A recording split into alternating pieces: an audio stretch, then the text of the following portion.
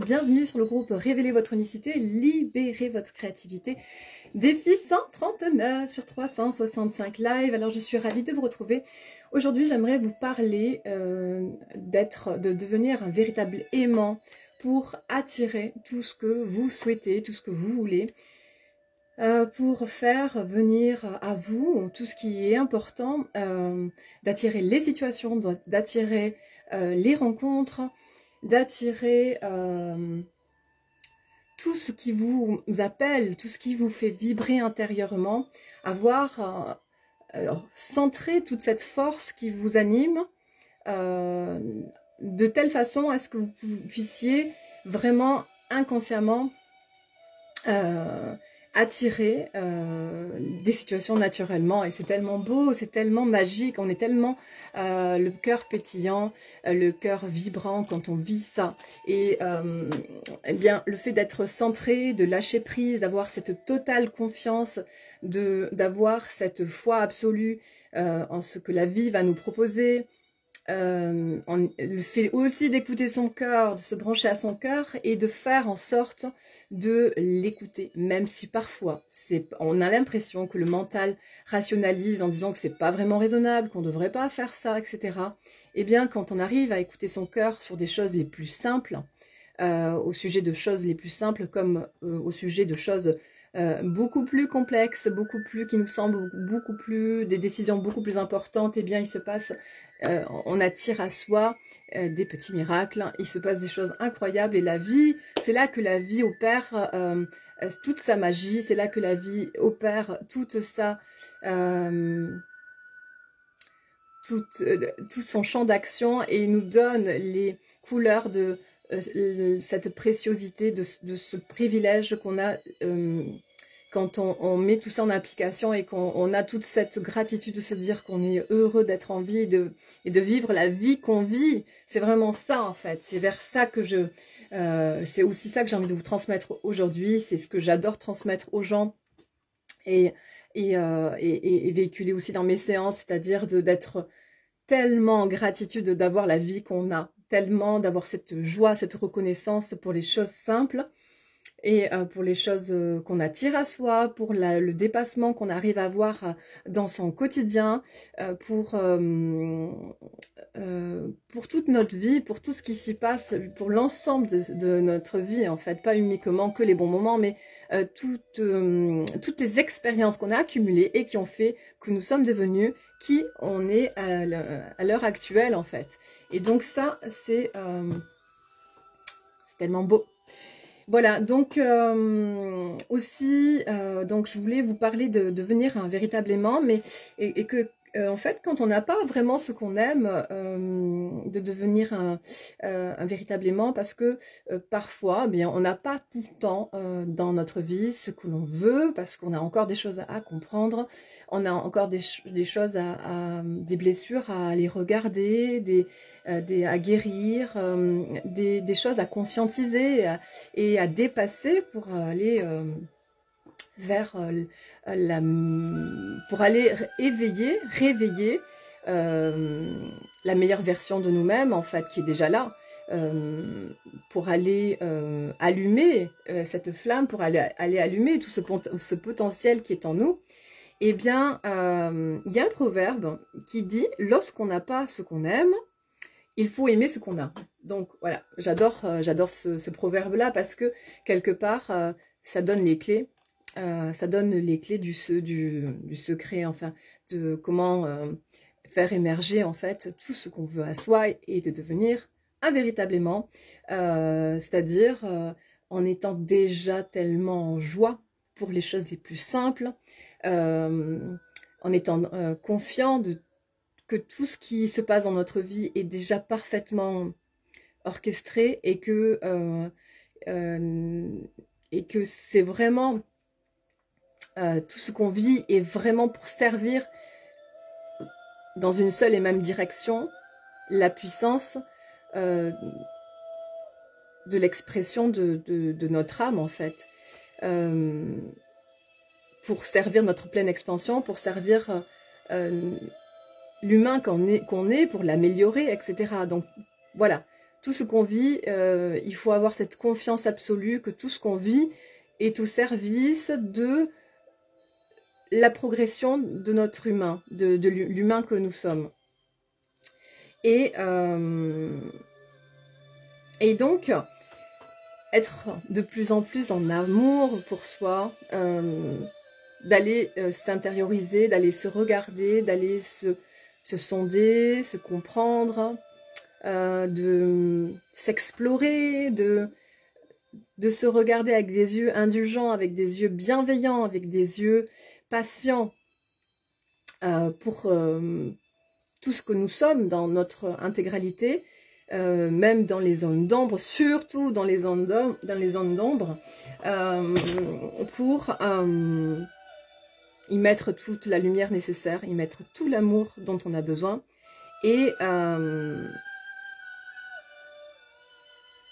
donc c'est comme ça qu'on va aimanter, on va attirer, on va devenir magnétique et attiré par la force de notre amour et par la force de notre capacité à s'émerveiller, à être dans cette bienveillance pour chaque chose qui se présente à nous, pour chaque chose que nous sommes, pour chaque chose que nous avons aussi. Et donc on va attirer encore plus de belles choses, attirer encore plus de merveilles. Voilà, c'était ce que je voulais vous partager aujourd'hui. Également, je tenais à vous lire le fameux livre là, donc au 3 avril, qui parle de l'aspect masculin. Alors l'aspect masculin représente l'action, c'est notre capacité d'action dans le monde physique. Penser, parler, se mouvoir. Pour un homme comme pour une femme, l'énergie masculine permet d'agir. C'est l'extrémité émettrice du canal. L'aspect féminin reçoit l'énergie créatrice et l'énergie créatrice universelle, et l'aspect masculin l'exprime dans le monde par l'action. Ainsi se traduit le processus créatif. Voilà. Alors, la petite phrase du jour, c'est « J'honore et j'exprime mon aspect masculin ». Alors, au même titre que, comme je disais hier, on va donner d'une main et on va recevoir de l'autre, et que cette circulation énergétique, cette circulation de l'échange, en fait, de ce qu'on donne, ce qu'on va recevoir, doit être dans cette harmonie où on ne doit pas donner plus qu'on reçoit. Enfin, ça se fait naturellement. C'est pas qu'on ne doit pas donner, on doit toujours être dans ce don avec amour, avec générosité, mais de la même manière, on doit être aussi en mesure de pouvoir recevoir, comme je disais hier, d'accueillir. C'est ça aussi l'énergie féminine, c'est d'être dans cet accueil, dans cette réception, et l'énergie masculine dans cette émission de passage à l'action.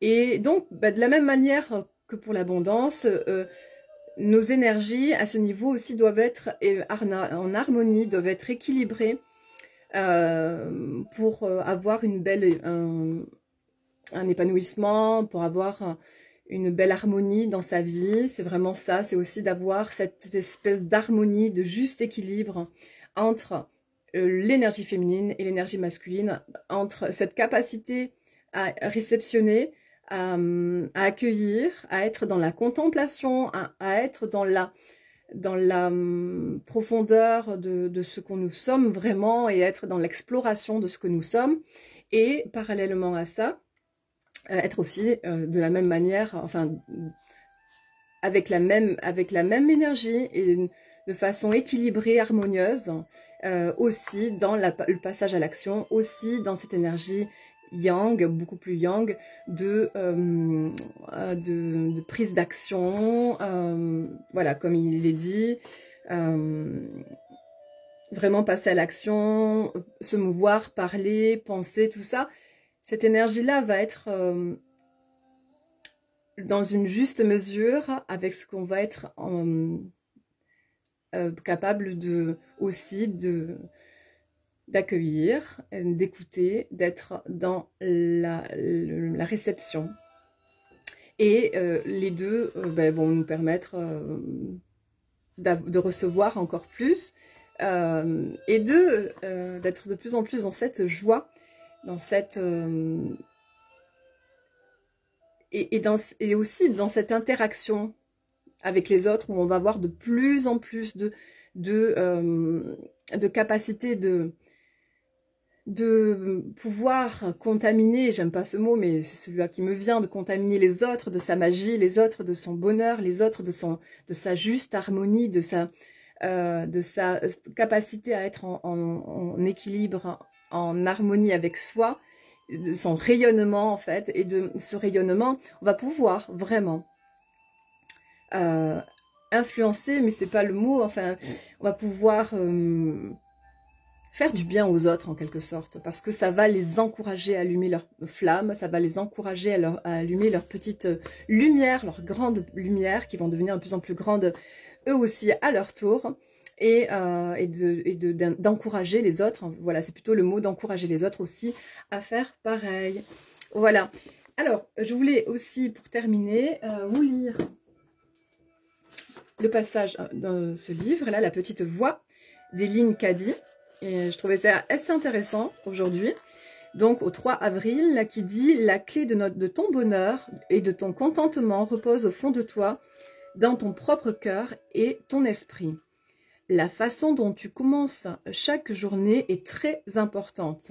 Tu peux commencer du bon pied ou du mauvais. Tu peux te réveiller avec dans le cœur un chant de joie et de gratitude pour la nouvelle journée, pour le bonheur d'être vivant, pour la simple merveille de vivre et pour le fait d'être en accord et en harmonie avec le rythme de toute vie. Tu peux t'attendre à ce que le jour qui vient te donne le meilleur et ainsi l'attirer à toi. Ou bien tu peux commencer la journée de mauvaise humeur, insatisfait et à contretemps. Tu es responsable de ce qu'aujourd'hui apportera et le savoir te donne une responsabilité encore plus grande qu'aux âmes qui n'en sont pas conscientes et qui ne peuvent donc pas savoir. Tu ne peux blâmer qui que ce soit d'autre que toi pour ton état d'esprit, tout repose sur toi. Et voilà.